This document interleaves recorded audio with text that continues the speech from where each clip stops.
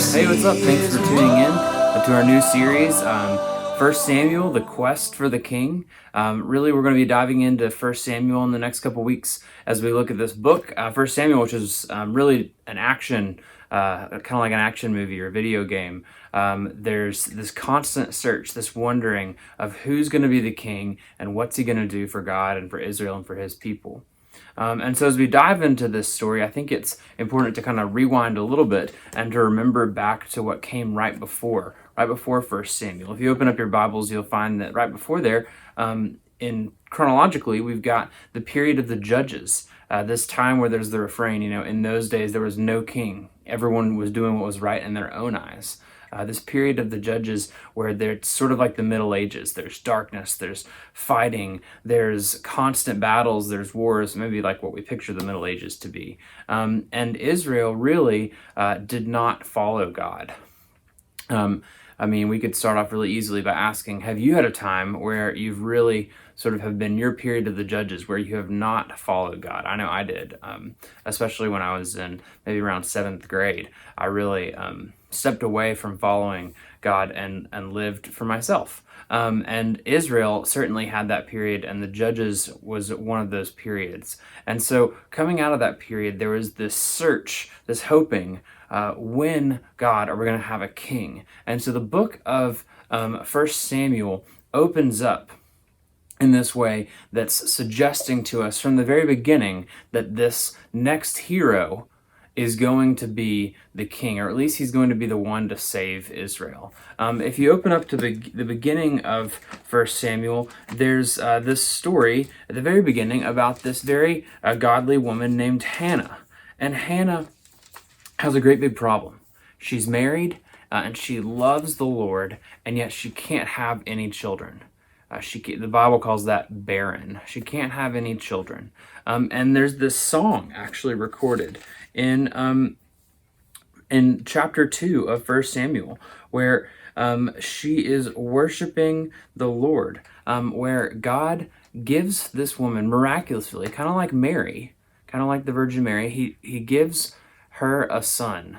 And she has this son, and she just gives us this wonderful picture. I'd encourage you to read that on your own. The book starts out with this woman having this child, Samuel, miraculously, and she does this crazy thing with her son, her only son, her firstborn. She decides, I'm going to give Samuel up, and he's going to go to the temple. He's going to go to the tabernacle, the place where they worshipped before they had the temple. And Samuel, my son, is going to be like a little priest, and I'm going to make a little costume for him where he looks like one of the priests, and he's going to go and help the priest, and I'm going to give up my son to the Lord. It's this really, really wonderful picture. And so our story starts in 1 Samuel chapter 3, where we've got this young boy, Samuel, who kind of lives a weird life. He knows his parents, he visits them every year, but he lives in the tabernacle. He lives with the priest Eli, with this old priest, this old man who's got several sons who are also priests but aren't really worshiping God. And so we've got this young boy, maybe a teenager, who's living with this old man. Maybe if you've ever spent a week with your grandparents in the summer or something, you know how that can sometimes be a little stressful. And he's living with the old man, and he goes to sleep one night. And in chapter 3, verse 1, he goes to sleep, but Eli, in verse 2, it tells us that Eli's lying down at night. He's got his lamp on, but Eli's kind of blind. He's having a hard time seeing. And Samuel's lying down, and in verse 4, the Lord speaks. He speaks to Samuel in a way that is, for Samuel at least, audible. Like he hears God speaking, and in verse 4 of 1 Samuel chapter 3, the Lord called Samuel, and Samuel said, "Here I am." And then Samuel, though, he's kind of confused. He hears this voice calling to him, and he responds, "Here I am," but he thinks it's the old man Eli. So he runs over to Eli, and he says, "Here I am, for you called me." But Eli said, "I didn't call you. Go, lie down again. Go back to sleep. Stop bothering me." And so Samuel lays down again, and then the Lord calls and says, "Samuel." And Samuel arose, and he goes, and he walks off, and he goes to Eli, the old man, and he says, "Here I am, you called me." And Eli's like, got to be thinking at this point, what is wrong with this kid? Eli says, I did not call my son. Lie down again. Now, in verse 7, it says, Samuel didn't yet know the Lord, and the word of the Lord had not yet been revealed to him. Let's pause right there for a second. There's this boy who's living in a temple, basically in the church, and God is speaking to him, for him in an audible voice that he can hear. He's living there. He's been learning all kinds of things. I'm sure he's learned way more about the Old Testament than we'll ever know. And he's living there, and yet God speaks to him and he doesn't recognize it. From us, we can get a picture from that it's possible to know about the Bible. It's possible to have read the Bible. It's possible to spend a lot of time at church and yet still not know God's voice when he's speaking to us. It's possible for you to know the Bible and yet not know when God's speaking to you. So that's our first thing. Let's pause. Let's keep going though. So he didn't know it. And then verse 8, the Lord called to Samuel again the third time. And Samuel arose and he went to Eli and he said, here I am, for you called me. At this point, Samuel's got to be equally frustrated. He's like, why does Eli keep calling me and not him? And Eli's probably equally frustrated. Why does this boy keep thinking I'm coming and waking me up in the middle of the night? And then Eli figures it out. The old priest, this old man says, Eli perceived that the Lord was calling the boy. Therefore Eli said to Samuel, go, lie down, and if he calls you, you will say, speak, Lord, for your servant hears. So Samuel went down and lay in his place. So Samuel lays down, and now we're on the fourth time. The Lord came, and he stood. Picture. Calling as at other times, Samuel, Samuel. And then Samuel answered in a new way. Samuel says, speak, for your servant hears. Then the Lord said to Samuel, behold, I'm about to do a thing in Israel at which the 2 ears of everyone who hears it will tingle.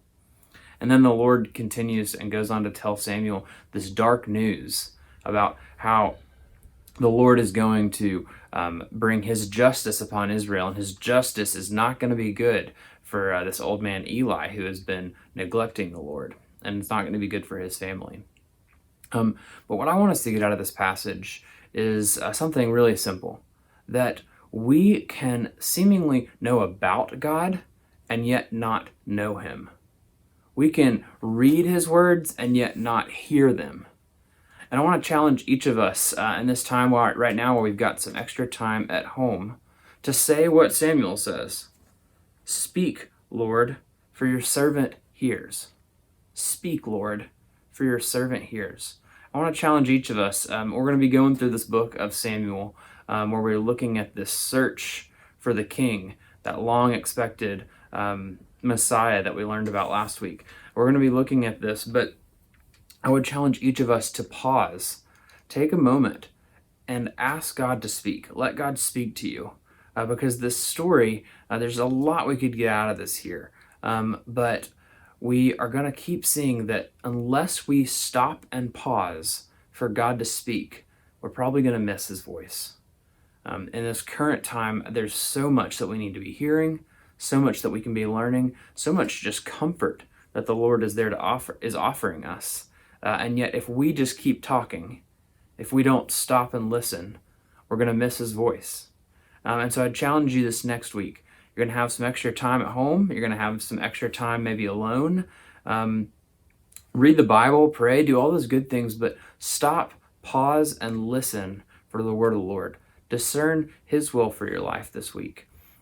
Next week, we will continue as we look at the story of Samuel and this book of the Bible where they're searching Samuel for the king, for the Messiah. And of course, we know the spoiler, the real king that's coming is Jesus. But maybe this week, as you're searching for something to fill your time, as you're looking for something to interest you, maybe if you're bored, pause for just a minute. It doesn't have to be a long time. And utter those words, speak, Lord, for your servant hears. We're going to be looking at this story about how Israel is searching for a king to fight their battles, to make everything right in the world that seems wrong. And they're going to keep searching. keep trying to find someone to beat up on their enemies. And yet, at the end of the story, we're going to realize the true enemy was never any of the Philistines or the Canaanites. It was always internal. The true enemy that Israel always faced was their own sin, their own lack of obedience. I think in this time right now, we could focus really easily on coronavirus. We could focus on, all kinds of different things as the bad guys, the problem.